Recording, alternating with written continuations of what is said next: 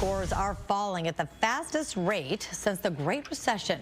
FICO reports average scores dropped 2 points last year to 715. The analytics company says rising credit card use and missed payments on student loans played a role. FICO also reports Gen Z consumers had the largest decrease in credit scores with an average drop of 3 points. Meantime, another reason to pay close attention to your money. A new survey found more kids are buying things without their parents' permission. According to Talker Research, 72% of parents surveyed say their kids don't understand the true value of money now that it's gone digital. The study also revealed nearly 1/3 of those parents have caught their kids making unauthorized online purchases, with each incident averaging a whopping $170. And they're not just buying video games and clothes. Some have bought expensive tech like computers and smartwatches. And a few parents even reported their kids buying stocks and crypto. They want it because TikTok or whoever is telling them they have to have it because the next person that they're all following, is getting paid millions of dollars to promote it. But I think that, again, as a parent, it's our conversation to have with them. Put that in the cart and do not press purchase until mom or dad or our caregiver sees that purchase and says yes. The only other tip I would give to parents is to not freak out about it and to really make sure that you actually do use it as a teaching moment. The money coach also suggests teaching kids about saving more than they spend. Well, the infamous Fyre Festival brand is getting a lifeline. The failed event co-founded by Billy McFarland was supposed to make a comeback this year. Instead, it sold its brand to file-sharing website LimeWire for $245,000. Back in 2017, the festival billed itself as a luxury destination concert experience, but guests found disaster relief-style tents, cheese sandwiches, and no music artists. McFarland released a statement saying, in part, he looks forward to continuing to make cultural moments, paying restitution, and, well, shocking the world. A dog found in an East Side home in absolutely terrible conditions, covered in urine and feces, and it was a locksmith who found this animal. We're going to show you where this poor dog was found and tell you how it's doing. It's coming up.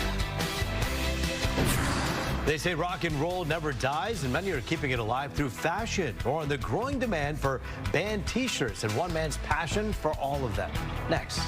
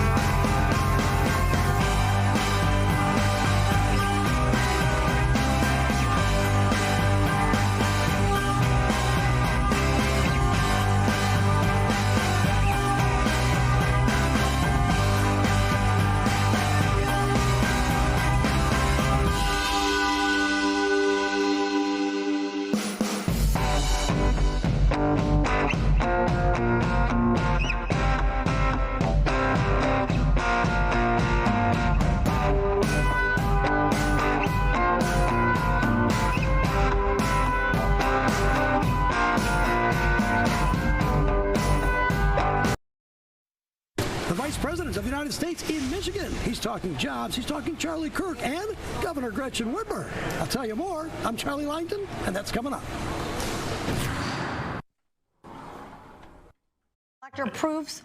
Okay, finally at 5, a music T-shirt collector proves some things never go out of style. He's turned his passion into a thriving business. Dante Duffy of Long Island, New York, buys, sells, and trades vintage band T-shirts. The 26-year-old has a closet filled with hundreds of treasured tees, including some extremely rare finds, and he knows how to spot a vintage. The first way I always look at is the tag. If it's a smaller tag, it's usually vintage. Then I go to the stitching. If there's single stitch on the sleeve or the bottom hem, that's a really good sign, and also the material. Smart guy. Collectors like Duffy say these T-shirts are about keeping music alive through fashion. We're also told vintage band tees are trending right now. They sure are. I know, and Taryn is a big fan. Demand is growing. Some of the shirts seen here are reportedly selling for thousands of dollars. Working for you. Fox 2 News at 6 starts now. Vice President JD Vance in Southeast Michigan today touching on a variety of topics, including tax cuts, the late Charlie Kirk, and the organization he founded. The vice president making his remarks at a metal stamping plant in Howell. That's where we find Fox News' Charlie Langton. He's live with more on the business part of tonight's story here. Charlie. Yeah, that's right. The Vice President of the United States, JD Vance, is right here at Hatch Stamping. This is in Howell, and he actually had about 200 to 300 people. They were invited guests to hear what the Vice President had to say. Now, there were a couple of issues. First of all, he started off with some of the students that were here. They were from Turning Point, and obviously also very important, Charlie Kirk, who was assassinated a week ago today. Also, he talked about Governor Gretchen Whitmer. Gretchen Whitmer, he mentioned by name, talking about the high crime rate in Detroit, and he said to the governor, you know, Governor, you can ask for the National Guard at any time. We're still waiting for a response from Governor Gretchen Whitmer as to whether or not she even wants the National Guard in Detroit or Michigan or wherever. But it was jobs, and that's really one of the reasons why the Hatch stamping plant was chosen. He was talking about the Vice President, that is the big, beautiful bill that essentially helps keep jobs here in the United States, like the one here in Howell. But we ran into at least some Republicans who were at the event today who do own businesses right around here who are losing money because of the tariffs, something that the Vice President did not mention. Take a look. Wouldn't it be nice to have an administration that punishes corporations that ship our jobs overseas, but rewards businesses for building right here in the great state of Michigan? That is what we promised to do, and that is what we're doing every single day. But as a Republican, the policies of this administration are hurting your business. Does that question your allegiance to the Republicans? No, not really, because I think the overall goal is still, you know, to bring manufacturing here to America, and we have to suffer through it, and I hope that will be a good outcome. How long can you suffer before it's going to really hurt your business? Yeah, hopefully not much longer. We want to buy homes, we want to have jobs, we want to start families and be able to afford that, and JD and President Donald Trump have taken over again in office, and they've proven that they can do that and that they're doing the best to do that, so I think that is drawing a lot of people. You don't think the Democrats want the same thing? I mean, it hasn't seemed like it. We reject political violence, and we reject the crazy left-wing radicals that gunned down our friend Charlie Kirk. Let's talk to one another and not try to shoot each other down for disagreeing.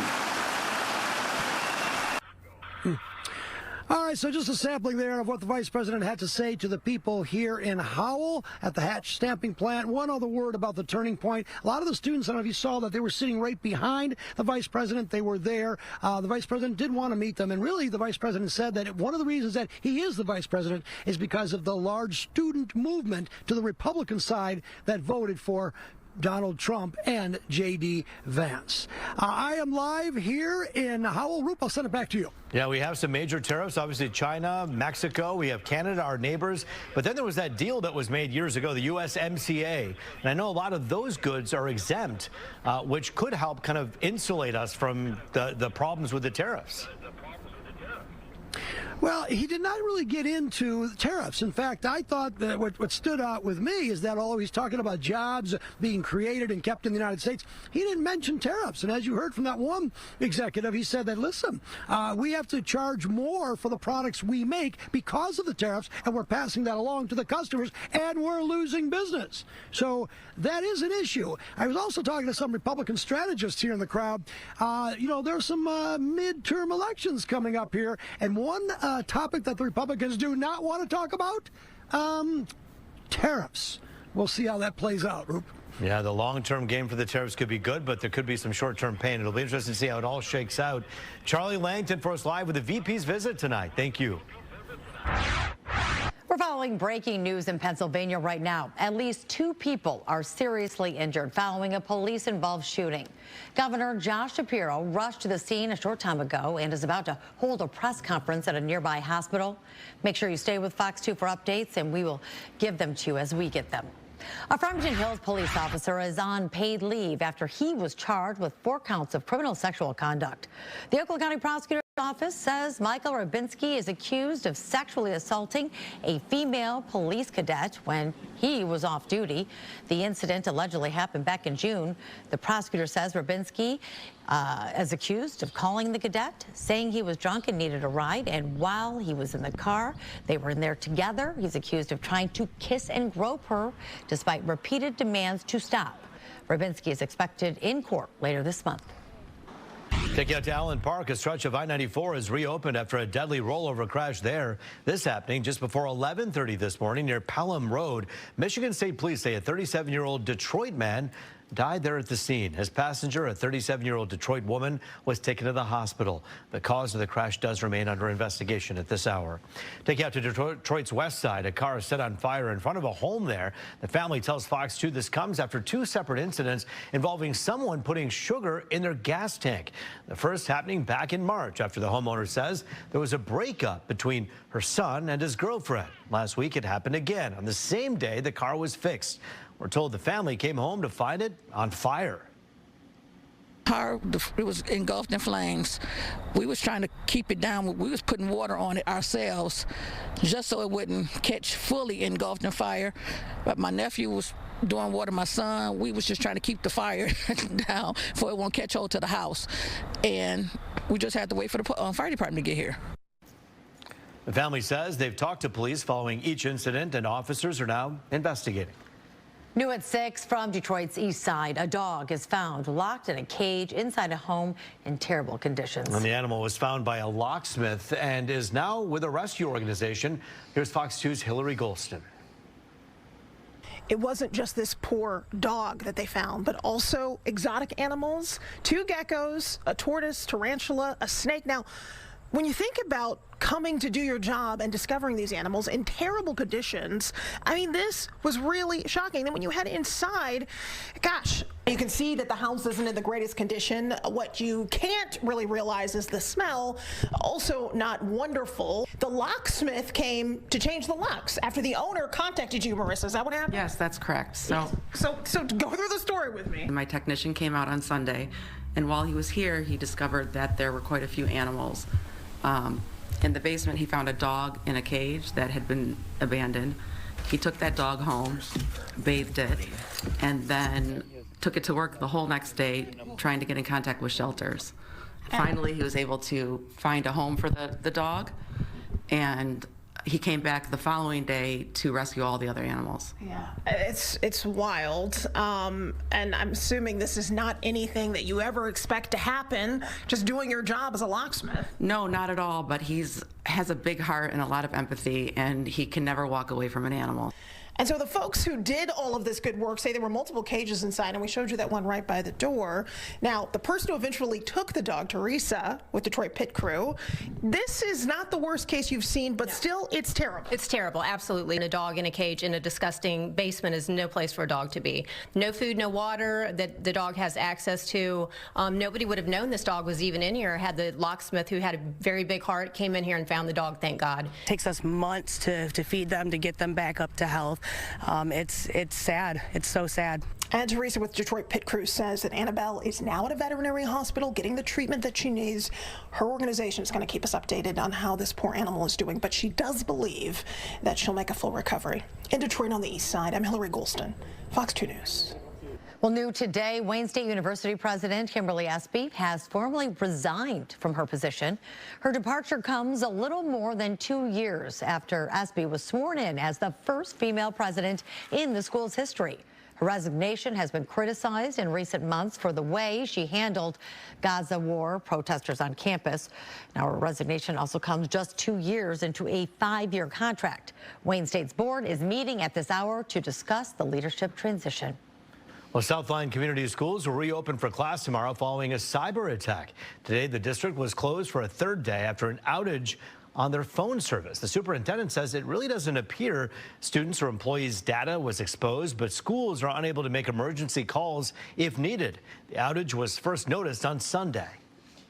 These are critical systems that often have a large budget attached to them for responses. So generally, you'll be able to extort either capital and currency or information, depending on what type of attack it is. The district says it has days built in, so this won't impact their academic schedule. Well, we've had some sunny skies. We're on a streak with that. Temperatures now in the 80s, and we're hoping it will continue, at least into the weekend. Yeah, I mean, that's the key there, right? I mean, we're working through the week, and we want a nice weekend. Rich Luderman, can we get that delivered? Yes. Nice. Rup and Taryn, remember these days in January? Yes. Okay. Oh, You see it there? You got to put it in your mind. Might make us So sad. in January, when we're shoveling snow, we can remember these days of mid-August. 80 degrees here right now, 81 in Chicago, 82 up there in Cadillac. Beautiful live shot from Mount Clemens. You can see the Clinton River at the lower left-hand part of the screen, but there's Old Glory looking good out there at 79 degrees. We will see temperatures fall off after sunset on average down to 58. And then here's your day planner tomorrow. Even warmer for your Thursday. Quite a bit of sunshine for the first half of the day. What about the weekend numbers? We'll check those coming up in 10. Taryn, back to you. Thanks, Rich. Well, as more states make it legal, more people are turning to recreational marijuana. But now a new study is finding a possible link between the drug and diabetes. We'll have the results of this new study in HealthWorks. I'm Ingrid Kelly in Detroit at a park to honor Dr. Martin Luther King Jr. But just take a look. Some say the conditions of this park are in no condition to honor a king. Ready for a sweet landing, literally. Pretty soon, a drone is going to be dropping off donuts. I'm Scott Walchek. Why is that important? Well, I'm going to tell you coming up.